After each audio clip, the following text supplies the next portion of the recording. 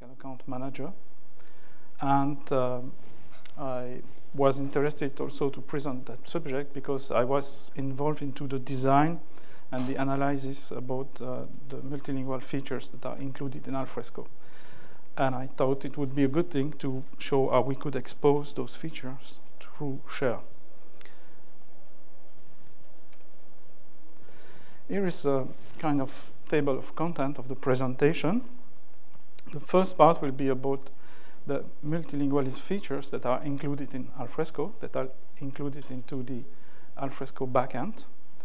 The second part will be about what the prototype that will be demonstrated and the customization that can be presented right now on share that expose those multilingual functionalities that will be described in the first part.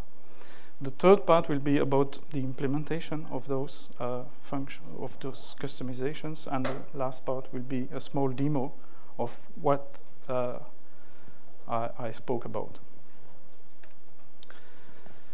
The first, if we think about share, there are very few things regarding multilingualism that are included in it.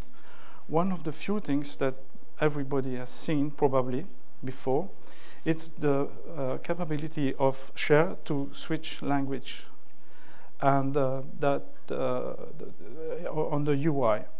And that capability is only exposed through a very hidden feature, that is the accept language header into the browser.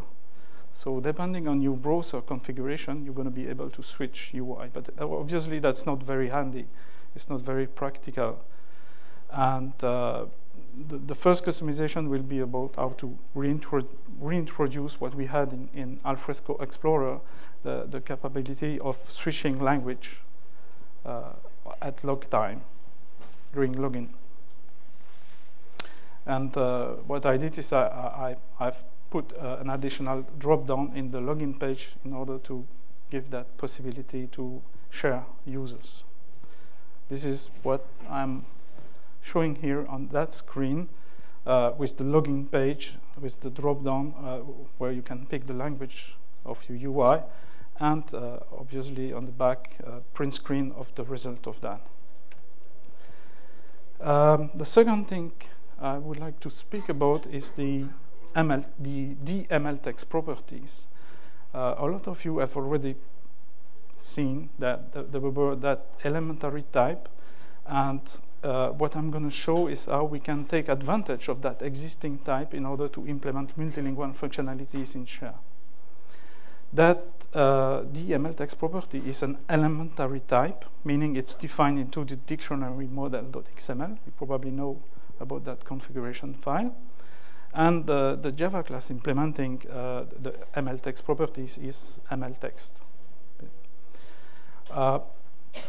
MLText properties can be seen as a map where the entry is the language and the value is the corresponding translation into that language.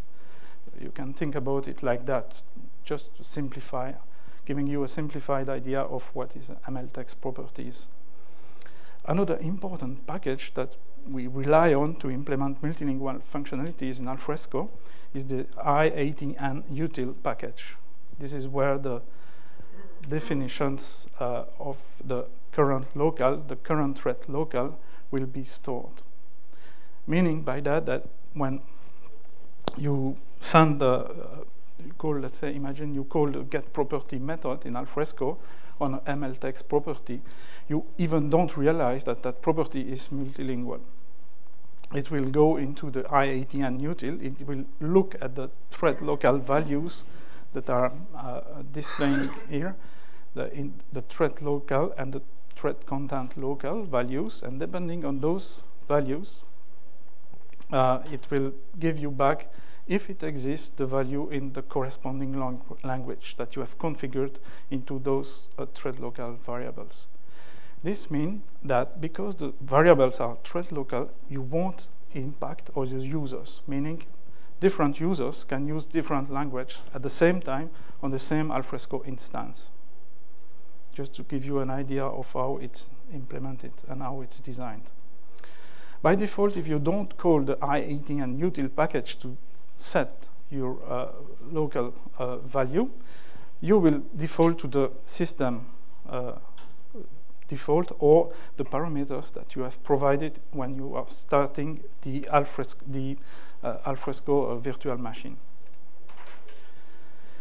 There are functionalities regarding indexing also related to those MLText properties.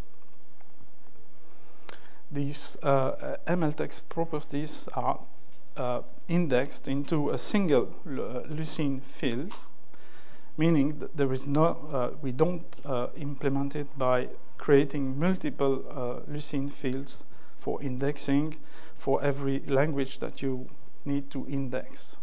Meaning they are all indexed into the same field, but they are prefixed by some specific tag, tagging the beginning of a certain language, and also there are gaps that are introduced when you analyze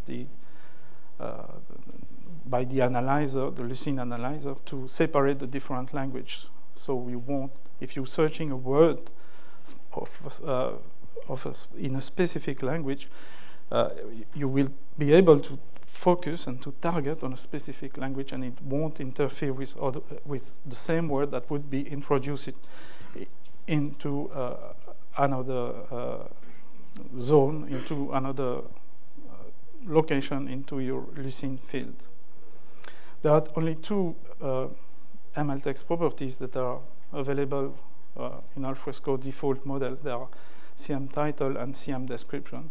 But as other properties, you can define your own custom model and introduce other MLText properties in your model. About the, so I just mentioned just before that the user wasn't really aware by default that it's a MLText properties. It's an MLText property, and it's because there is a ML property interceptor that will abstract the fact that it's an ML property there. And you can disable that treatment that is made by the Spring ML property interceptor. You can disable it by calling IET and until set ML_aware true or false. In case if you would put set ML_aware, let's say true, then you would receive, instead of receiving one value when you would call get property on that MLText property, you will receive a map basically. And also you can tune what language interests you by calling set local or set content local. Regarding indexing, yes, I said there are specific analyzers. Those analyzers, they can be configured also. They are configured into those files that you have probably seen. They are called data types analyzer. And you can configure different analyzers for every different language that you want to index. And by doing so, you will be able to influence how the language is indexed, let's say, regarding the accents, or if you have stemming that is performed or not. You have, amongst the analysis mode, it's a notion that relates deeply to multilingualism in Alfresco. It governs the way how the MLText, so those elementary properties, are indexed. And you have different analysis modes that exist. And amongst those analysis modes, you have local only, local and all, and etc. And we're going to see how it influences,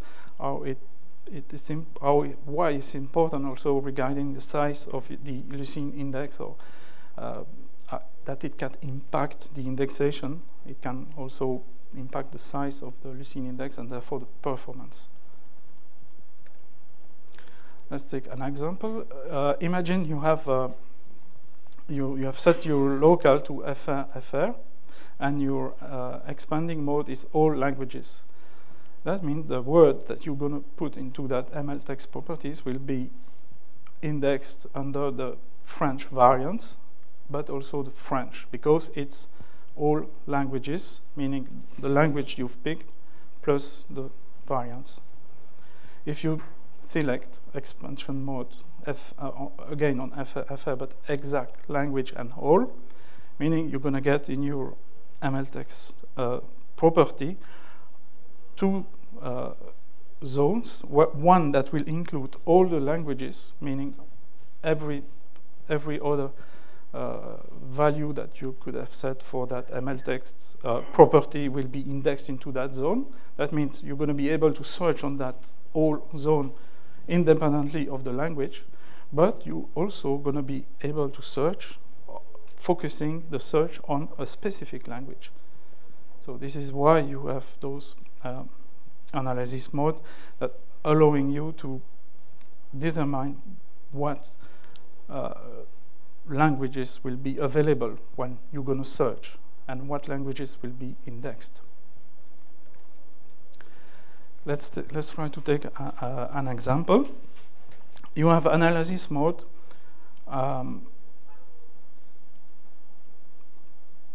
Let's say you try to perform a search, and you can ask yourself, how can I specify the analysis mode corresponding to my query? There is a specific method there on the search parameters. You can set ML analysis mode. Let's take an example. If you have the query that is searching for the word POM into the title, and the analysis mode is, the local is set to FR, and the analysis mode is set to all languages, then you're going to search in the zone for POM, in the zone FR, FRCA, FRCH, etc., meaning French variant for Canadian variant for French, yeah, French, and French Luxembourgish, etc. This is for it was for the analysis mode and the MLText properties. Now we're going to focus more on multilingual documents themselves, because what I was speaking before, it was only properties. So the capability of a property to be indexed in two different languages and to search on a specific language for a specific value in a property. This is a simplified model of the multilingual structure that is implemented in Alfresco. You have basically under the root a multilingual root containing multilingual containers, and those ML containers containing the translation for a single document. It's a child association of a specific type, those ML containers are pointing to the translation, and you can think the set of nodes as a multilingual document. You can think that it is a multilingual document because you have multilingual ML container and all the translation grouped together under a single ML container. And as you can see, there are two arrows there in the legend. Those arrows, they represent obviously the associations, the child associations, but you can see there is a red and a green arrow. The red arrow corresponds to a concept that we call pivot language. The pivot language is the language that you have used as initial document for your translation. You're going to derivate all your translations from, let's say, if you speak English, all your translation will be translated from English to the other languages. And the other, the green arrow corresponds to normal multilingual associations, ML child. Obviously, you have a service, an Alfresco service, which is called Multilingual Content Service, allowing you to manipulate that structure. Amongst the methods that you're going to find there, it's something like isTranslation, make translation, which is I take a normal document and I make it multilingual, meaning when you will call that make translation, it will create the ML container and create the red arrow. And yeah, okay. Unmake translation, it's removing a translation from a translation bundle, a multilingual document, and adding a translation is adding an additional document to that translation bundle. What I would like to say also and attract your attention to is that the documents that are multilingual, they can live their life independently, meaning they can be moved from one folder to another, going to workflow or stuff like that independently. So they are still full documents that are with full capabilities of normal documents. There is another interceptor. Yeah, so the ML property interceptor that I already mentioned before, it's wired to the node service. This is the one that will hide from you if you set ML false, that it's a multilingual document, MLText property, sorry. The ML translation interceptor is an interceptor that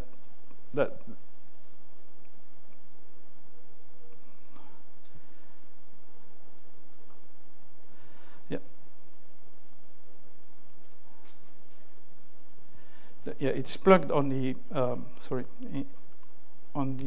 file folder service, and it allows you to filter out. In the demo I'll show it filters out documents that are not on the documents that are your preferred language, let's say, because you can be in a situation where you have many translations in the same folder, and you would like to filter out the one that you would like to focus on one particular language.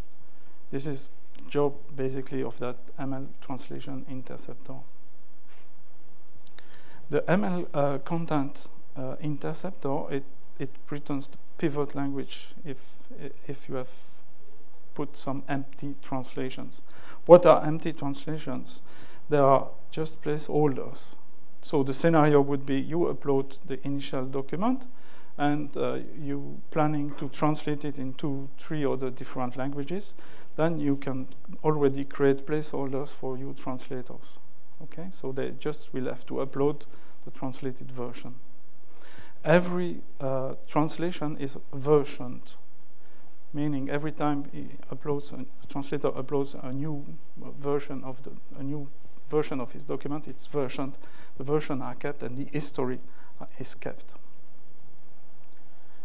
The edition service, it's again something that has to do about versioning, but at multilingual document level, meaning it tends to answer to fill the following scenario.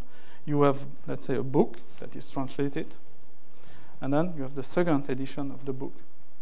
And by using the edition service, you're going to be able to create a new edition of it, picking again your pivot language, and you're going to be able to say, okay, now create edition. So you're going to be able to again to keep the full history of your translations and the history of the multilingual document itself.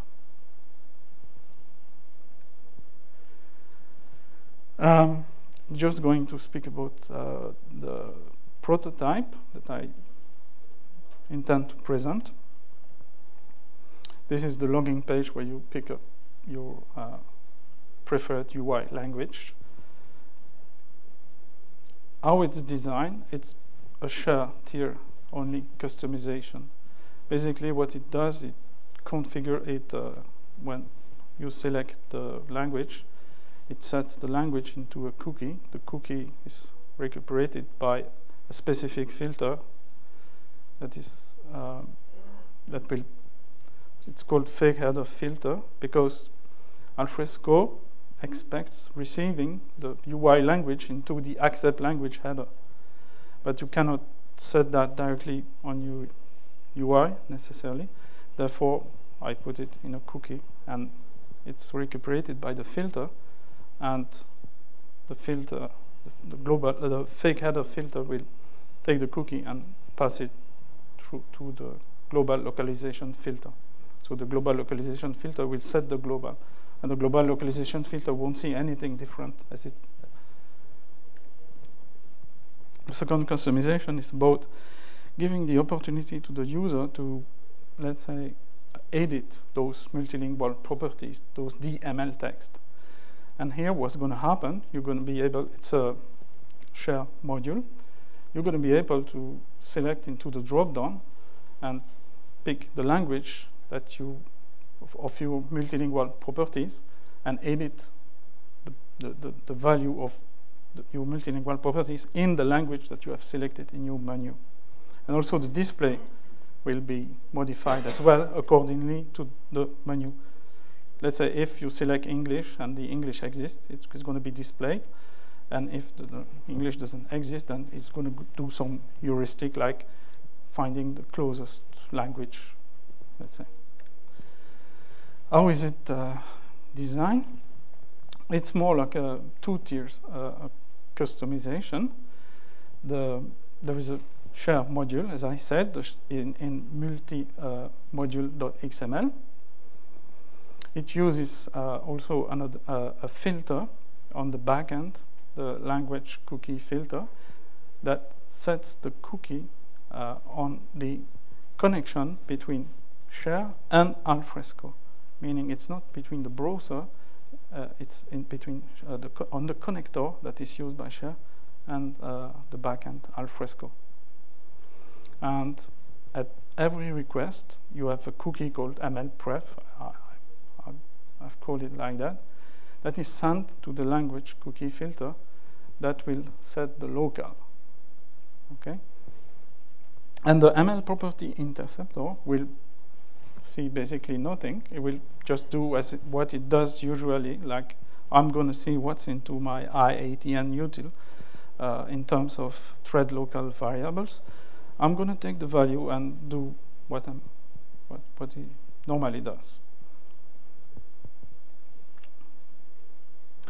I'm also maintaining the state of the menu on the UI into another cookie called MLLong, but in this case it's in the browser. Okay, so it's to be in order to be able to reestablish the state of the menu itself. Example also of new actions that can be available, made available, is the make multilingual action. It's the beginning when you start to make a document multilingual. You just click on it, then it pops up a dialog where you're going to be able to specify the author of the multilingual document. That doesn't have to be the author of the document itself. It's more here the person that will manage the translations, I would say. And after that, you're going to see that you're going to get some two additional indicators. One that is the round arrow, because it's the first language that you specify. The first element into the bundle, by default, is going to become your pivot language. This is why you have that small arrow, circular arrow, and the document becomes multilingual and then it's symbolized by the flags. Other thing that you're going to see appearing is the multilingual property telling you what language you have picked. It's the two-tier customization. It's a classic action calling an action in the background. Okay, and it uses it calls the method on the multilingual content service. It uses the make multilingual method.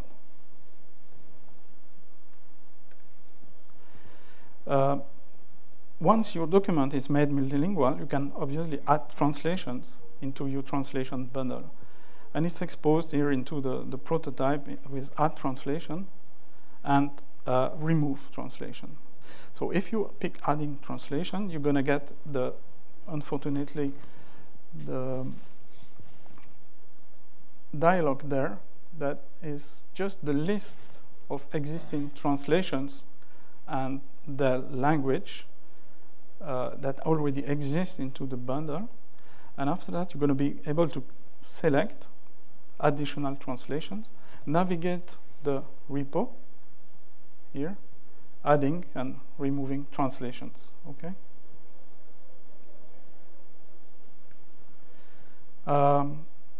It's also an additional action, obviously. The form that pops up is just a form containing one control, which is a custom control called translation, defined in translation.ftl. And I've reused the object pick, the Alfresco object picker on the UI side. So the customizations that are made in the browser. Basically, this process is very similar to what is done when you select associations. When you have associations and you're selecting associations. Because instead of creating an association between the document itself and another document, it creates an association between the ML container and the document. So I thought it's very close, so I'm going to reuse it.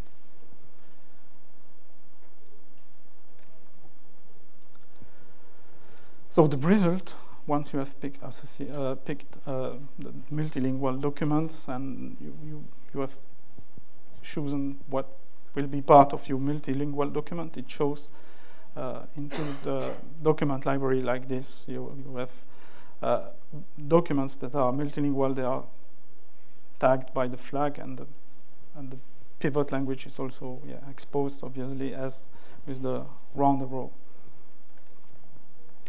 The remove translation, it can dissolve the document, I mean the multilingual document, like, okay, well, I don't want this multilingual document anymore. I don't want to keep it as a translation bundle. So you can, on a pivot language, you can select remove translation, and it will dissolve, it will remove the associations and the multilingual container associated to it. If you do it on a non-pivot language, then you will just remove that particular document from the translated bundle. The action remove translation is, the implementation is a bit different. It directly calls a web script that does the action. Because there is no dialogue and it doesn't go through an action, it just calls a backend remove translation web script. So before questions, I'd like to demo it a bit. Maybe it will be more explicit.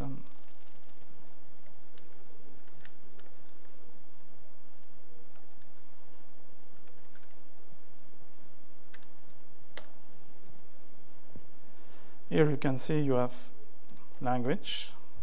So let's say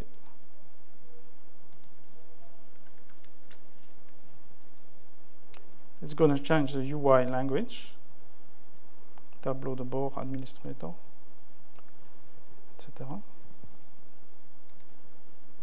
So going back to English. I think it should be okay. Okay.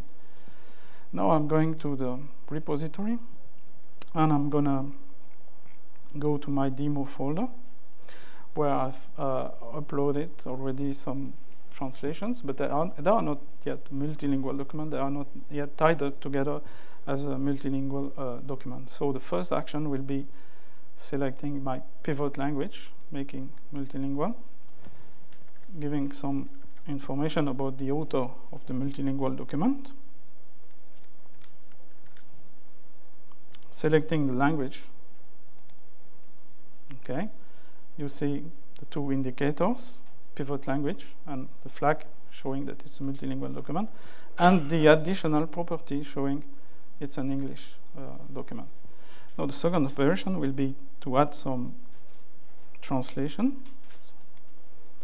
So that's the first dialogue that wasn't visible really on my slides. I'm sorry for that.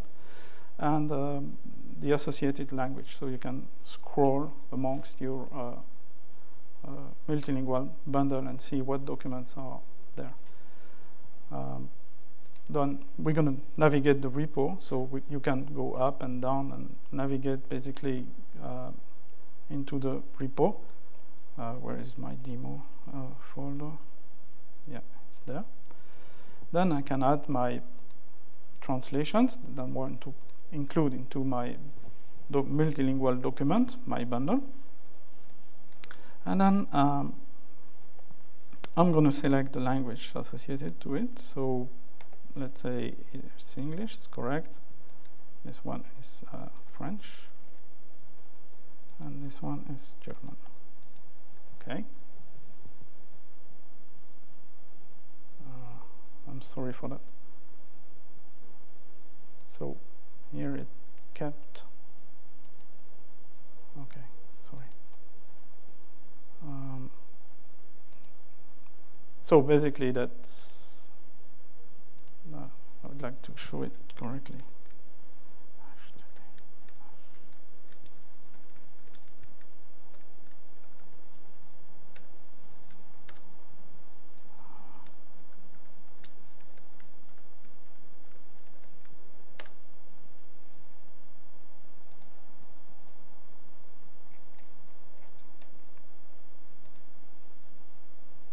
Doesn't want to.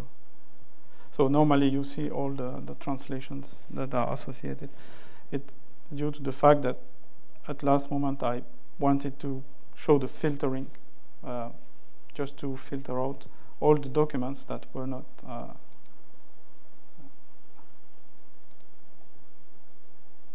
okay, no, strange.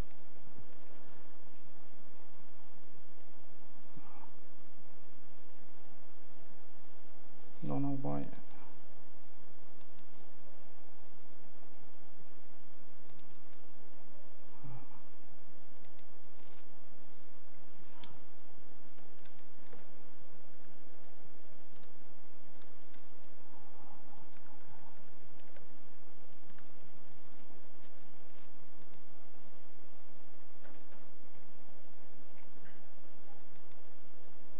Okay, yeah.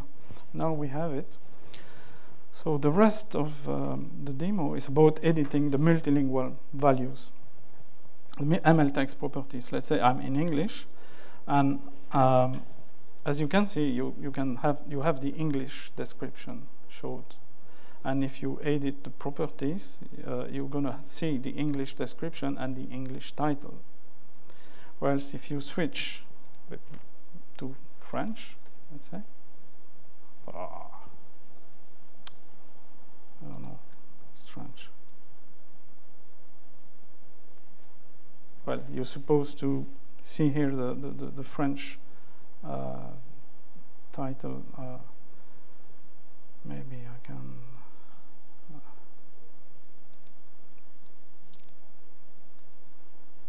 I don't know.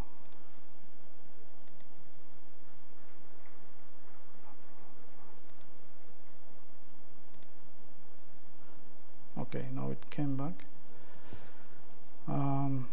Yeah, you can see the description has switched to French. Okay, and then you can decide again if it works. You can say, let's switch to German, and then obviously the German properties are not there. And you can say German title, and then German description. And okay, well, where is it? No, didn't pick it. Doc English. No, so.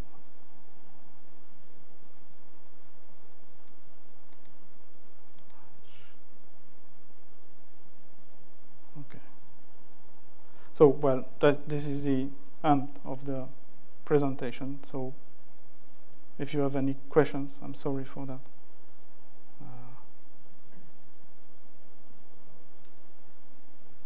One question, I don't know. If we open a document there, yeah. If you show the document details page, can we see that this is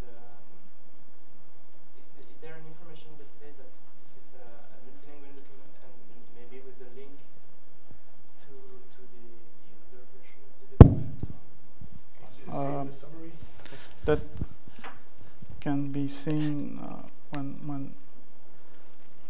when you add translations, and you have all the documents that are part of the bundle. Also, one thing that could be going to the direction that you're asking for, that could be added easily. You can easily configure it to go and follow links. That could be something that could be done. But in terms of if you go to document detail, is it that your question? No, I don't think you have. You have no. It's just a prototype, you know, as you saw. And you spoke also about Lucene. Yes. This means that your prototype runs on a version 3.0. No, there is nothing regarding the at this moment to select focus on a language. Let's say the idea would be to introduce that capability into the advanced search. That's the basic idea, but it's not yet available. Okay, does that answer? Yes. Okay. There you go. The way this is implemented, it's you have to switch the entire language for when you're logged in. Is there a way to, let's say, you're a translator, you prefer working with everything in English, you just want to change these specific properties? Do I understand it correctly, or can you? Okay, one problem I can see the way it's done by selecting the language when you log in. But when you select the language at login, it's the UI only. It doesn't involve any multilingual aspects related to documents. So you could say I have my UI in French, but working with all the different languages. These are two different aspects of the multilingualism in Alfresco. It's not only the translation of the UI, it's also the way documents are managed. And this menu only relates to that. It won't modify your UI language. That's good. Yeah. Okay. Yeah. Don't know if somebody else has questions. Is this multilingual implementation anyhow linked into the multilingual implementation that you have in the web quick start? Not at all. No, not at all. It doesn't rely on the same mechanism, and it doesn't rely on the same services neither. The implementation is based on what exists in the Alfresco Explorer. Okay. Other questions?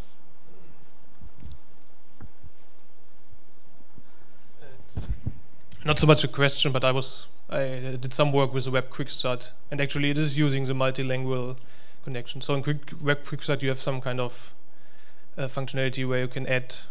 Yes. It's not implemented the same way. But it's establishing the same. It's using the multilingual. It's establishing the same connection between documents using the language root documents. So it's. It uses the same concepts and everything, but it doesn't do it for documents. It's just web pages. Yeah. So it hasn't got that level of detail. Yeah, that's true. Here you have to use the module. I had one other question regarding you were talking about the EditionService, which is similar like the versioning. Yes. Does that mean basically if I have an English private translation and several, or a private document and several translations, and I add a new version of the private document, does this EditionService then let me identify that the other ones need to be updated, or? No.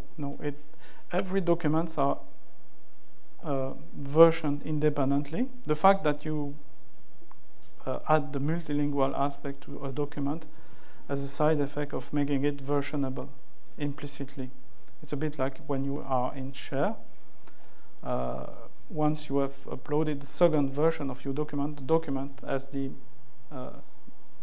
version aspect added to it. And here it's basically the same concept. Meaning you can have three versions in your multilingual document. You can have three versions of your French translations, but only two in English.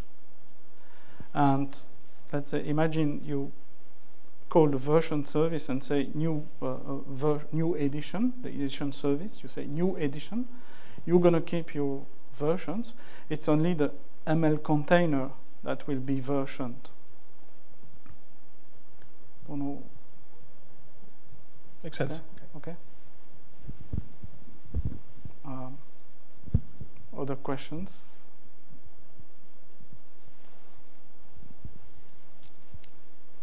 Yes. Have you faced with the problem when you try to replicate this multilingual content? Yes, I did. And the problem was that when you replicate, the replication service expect having the ML container being the same as it was in the source. So if you have the ML container that has one ID, a node ref, and when you replicate, it expects to be attached to the same node, but that same node does not exist necessarily on the.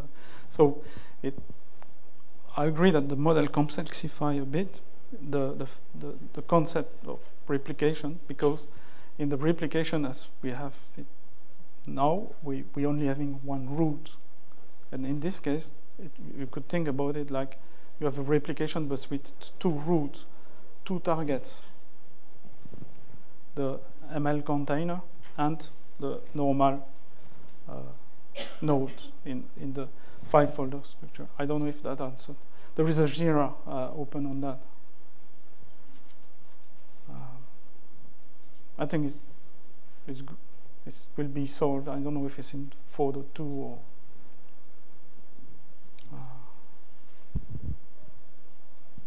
Don't know. Any other questions?